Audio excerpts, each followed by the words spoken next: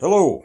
Well, due to the nature of this video, this is going up on both American Reversion and Integrative Preparedness Patreon channels. For those of you who may not know me, I'm Steve Smith. For those of you who know me, I'm still Steve Smith. I want to talk about the bill, the latest gun control, firearms control Act put out by Sheila Jackson Lee. If you're familiar with her, you know all about it. If you're not, read up on her. You'll be thrilled. This is H.R. 127, put forth in the U.S. House of Representatives. Some of you may be familiar with this already. Many of you may not be, but you need to be. And some of you who are familiar with it may not be familiar with the whole thing. So that's why I'm just going to go through here, and I'm going to read this, what this is about, what it includes. This is, of course, just the latest shot. Won't be the last, not the first, won't be the last, but we need to know about these things, and we need to fight these things where they are, and I'm going to talk about how to fight it at the end of this, okay? And it's important that we fight it the right way, and it's important that everybody get involved in this. Okay, this and we'll be talking in other videos also about how to deal with these things. Okay, H.R. 121, to provide for the licensing of firearm and ammunition possession and the registration of firearms, and to prohibit the possession of certain ammunition. Okay, a bill to provide for the licensing of firearm and ammunition possession and registration of firearms. I just read that. They repeat this stuff a lot, so I'm going to just go through this. This act may be cited as the Sabika Sheikh Firearm Licensing and Registration Act. I have no idea who that person is. Doesn't matter. It's the body of the bill that does. Okay.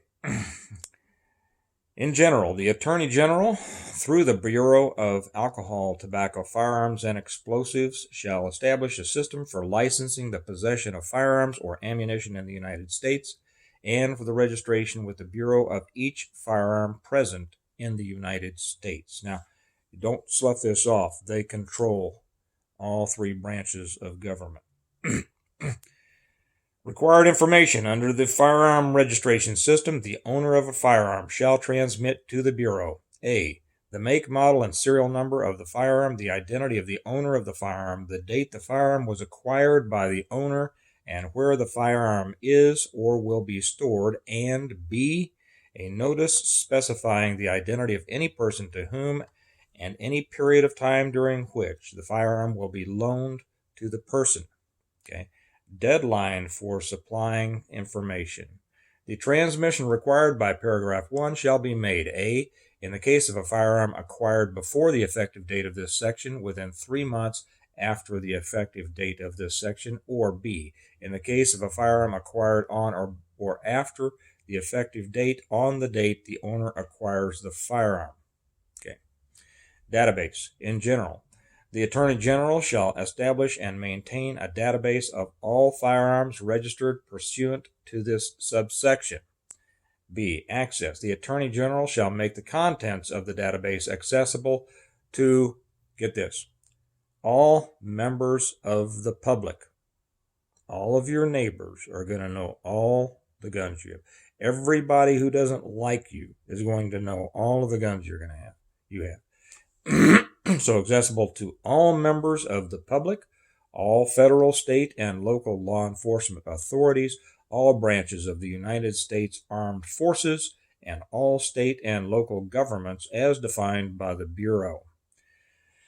Licensing system requirements. General license. Except as otherwise provided in the subsection, the Attorney General shall issue to an individual a license to possess a firearm and ammunition if the individual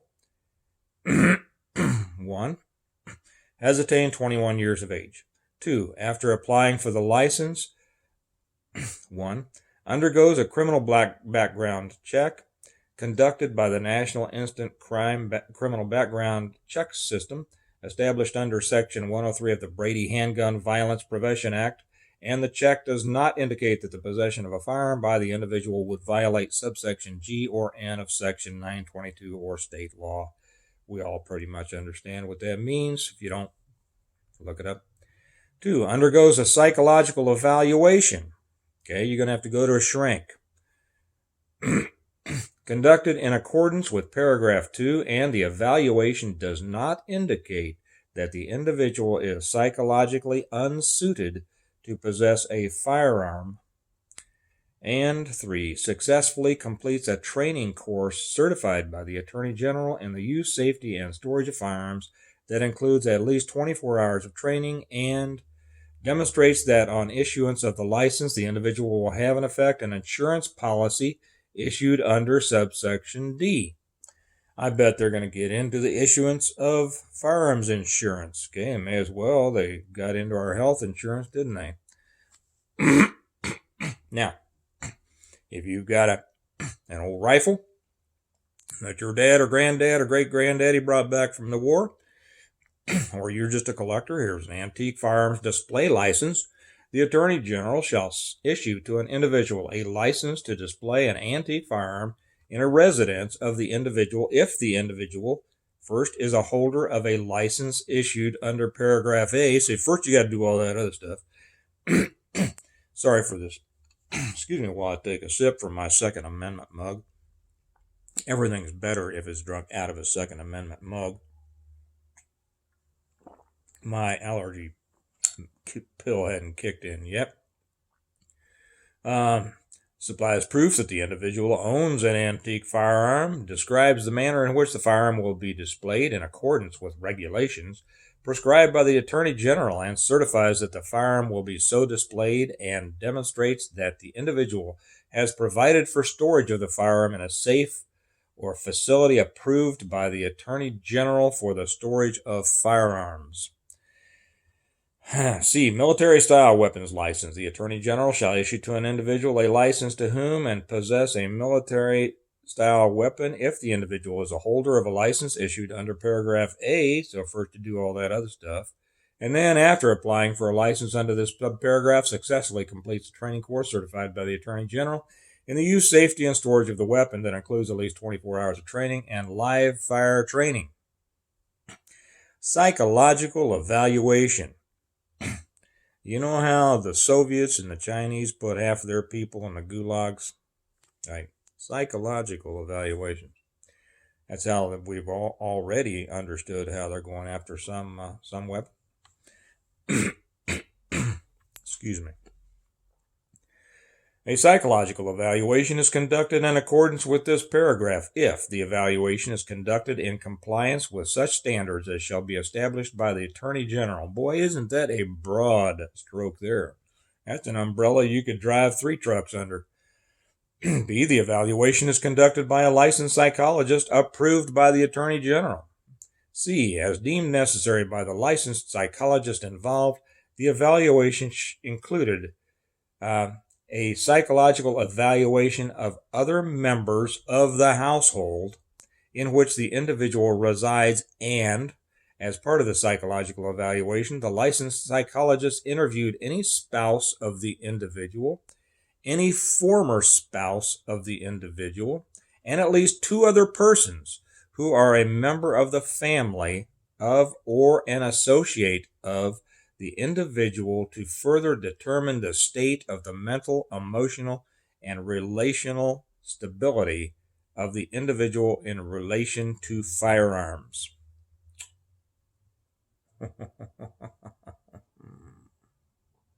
Denial of license.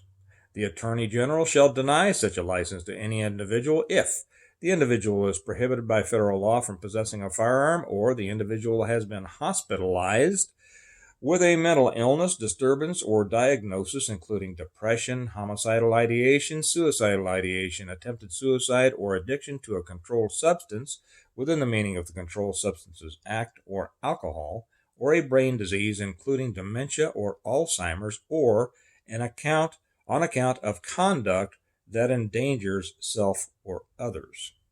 The Attorney General may deny such a license to an individual if the psychological evaluation referred to in paragraph 2 indicates that the individual has a chronic mental disease or disturbance or a brain disease referred to in paragraph blah, blah, blah, is addicted to a controlled substance within the meaning of the Controlled Substances Act, has attempted to commit suicide or prior psychological treatment or evaluation of the individual indicated that the individual engaged in conduct that posed a threat to self or others. Well, again, that's an umbrella that's pretty wide. We've got members of Congress up there that couldn't get firearms under that.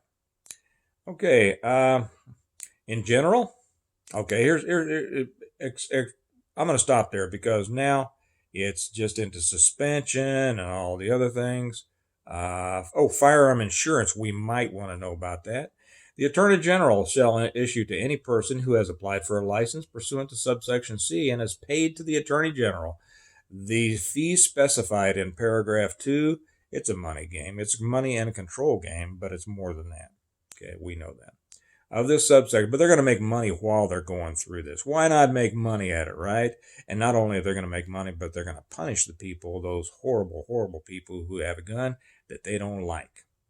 A policy that ensures the person against liability for losses and damages resulting from the use of any firearm by the person during the 1 year period.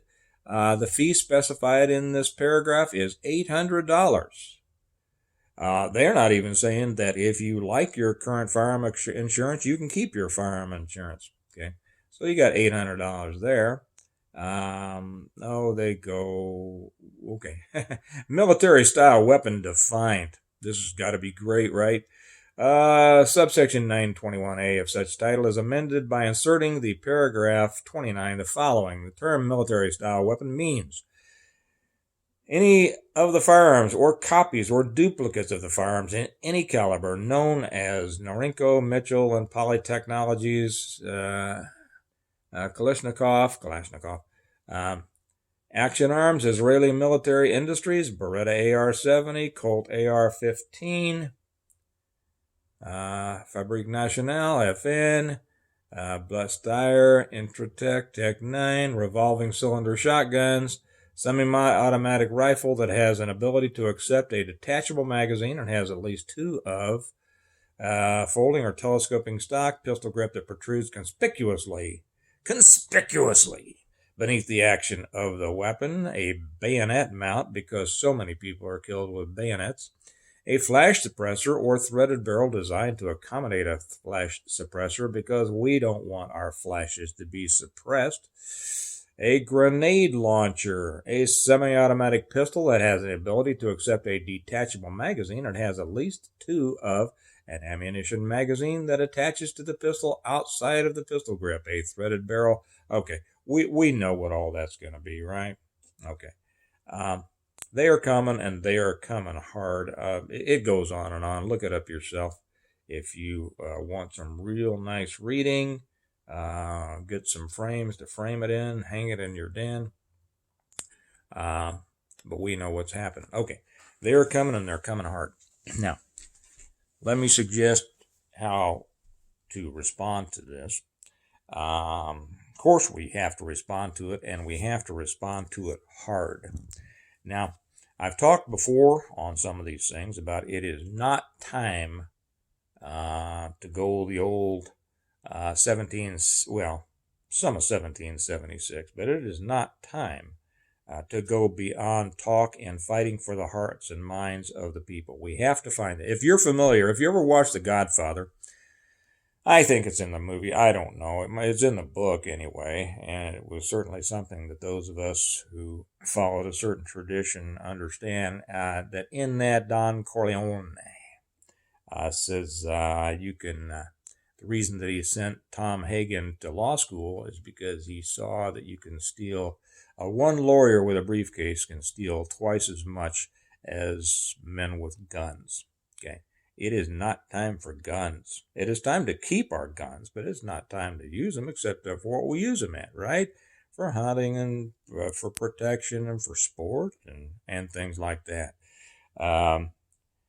It is time to fight this, to elevate ourselves into the battle of words, of legalities, of public opinion, of hearts and minds, and bringing pressure on our elected officials. and I'm going to interject something right here for anybody who says it doesn't matter, voting doesn't matter, it doesn't matter what we send to our elected representatives. Well, let me ask you this: what effect does not doing that have? Okay, not doing that lets them roll over. If you don't vote, if you don't write your congressman, if you don't call, they have an easier time. So what you're essentially doing is giving them an easier time. Okay, they're gonna cheat. I get it. Okay, but there are ways about this that we have to go before we elevate, and which I believe can be successful because they've been successful in the past. Now, here are one thing you can do 6 ways. I think. We'll see. And it's going to cost a lot less and take a lot less time than driving to Washington or Richmond, Virginia, but it will have much more impact. Okay. And yet, I bet most people won't do this. But if you do it, it will have an effect. Okay. First off, take a couple of hours. I don't care if it's this afternoon, tomorrow, whatever, but pretty quick. And write to your congressman. Write to your congressman. Now, right now, I can hear a lot of people, oh, that doesn't work. Hey, I know, congressman, it works. Okay? Write them. Tell them that you are familiar with this bill and under no possible form do you want them to vote for this.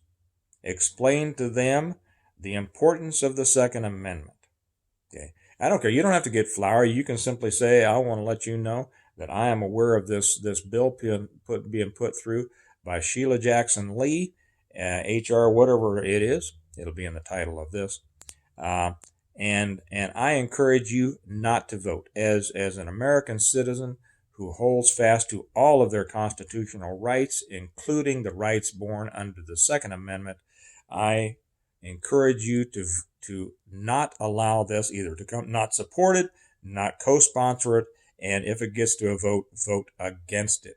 Okay, and you make a letter of that. You make a letter of that, and you send one copy to your congressperson, and then you send another one to Sheila Jackson Lee, and then you send a third to Nancy Pelosi. All of their addresses can be found very easy. If you want to send them to other congressmen, do it, okay? If you want to send it to your senator, this isn't a Senate situation yet, but it's good to let the senators know that you're involved in this too, because they are up for votes, okay? And local politicians are much more susceptible to pressure than the nationals, okay? You need to bring the pressure. If they will look at on thousands of people outside the State House in Richmond or in Washington, and it might back them down for a minute, but I tell you what they think. They think those are just a bunch of people that are going to go away pretty quick. We'll back up on our bump stocks. We'll back up on our pistol braces, but they're going to go away because these people don't have the stamina. They don't stick with things, okay? Let's show them that we stick with things for a change, shall we? And let's stick with it. Okay. The second thing you do is you send an email with the exact same message in it, and you send that to your congressperson and to Sheila Jackson Lee and to Nancy Pelosi and anybody else you want to, and your newspaper, whatever you want. Okay. And then the third thing is you call and you leave a voice message. Or you talk. Sometimes one of their staffers will pick up the phone, and most of them, not all of them, but most of them will have a little running list there, and they'll mark down. They might not be polite to you, but be polite to them to the extent you want to. I don't care. And they're going to keep a list because those Congress people, they want to be reelected. And if they get a whole lot of their constituents calling saying, I'm not voting for you and I'm working for your opponent, if you pass this, their first loyalty is to themselves, okay? And they will take that into consideration. So you call them and you either talk to their staff or you leave a message. This is so-and-so. I'm in your district. I live at such and such. You're not exposing yourself. They already know, who you are, if you give your name. And I'm against this. And besides that, it's your right as an American. And if we're not willing to stand up on these things, what are we willing to do? Okay, I know a lot of people say, I don't want to give my name. I don't want to stand up. And yet these same people claim that they're ready to go out there to war. Okay, I don't believe it. If you're not willing to stand up with your name, you're not willing to go to war either. So you do those things. You put the same message together. You mail it so that they get an avalanche of letters into their office. That's something they can see. You send emails so that their email list is just full. Okay, and then you make a phone call. Now, if you're not willing to do that, you're not willing to do anything else. And I think most of the people here are. And share this with your friends. Share this with everybody you know who may be, there are probably a lot of pro 2A people out there that aren't familiar with this yet. Okay, a lot of people, to be honest, just don't go that deep. There are probably a lot of people on the edges that you can explain to them. You can introduce this in a gentle way and explain to them what a serious problem and threat this is. Do that. So I'm gonna leave it at that. But if we're not in a fight, there's an old saying that silence always helps the oppressor, never the oppressed. And then, of course, Burke's famous saying that all that's required for evil to triumph is for good men to do nothing. Let's be good men and women. Let's do something, and don't let our silence help the oppressor. Let's let our vocalization and our opinions help the oppressed. Okay? I'll leave it at that, and I wish you, since this is going on both, remember that America needs a reversion, and it needs you to be a part of it. And for integrative preparedness, folks, we prepare well today in order to live well tomorrow, and this is an important preparation. So you all have a good day, and I'll talk to you later. Bye-bye.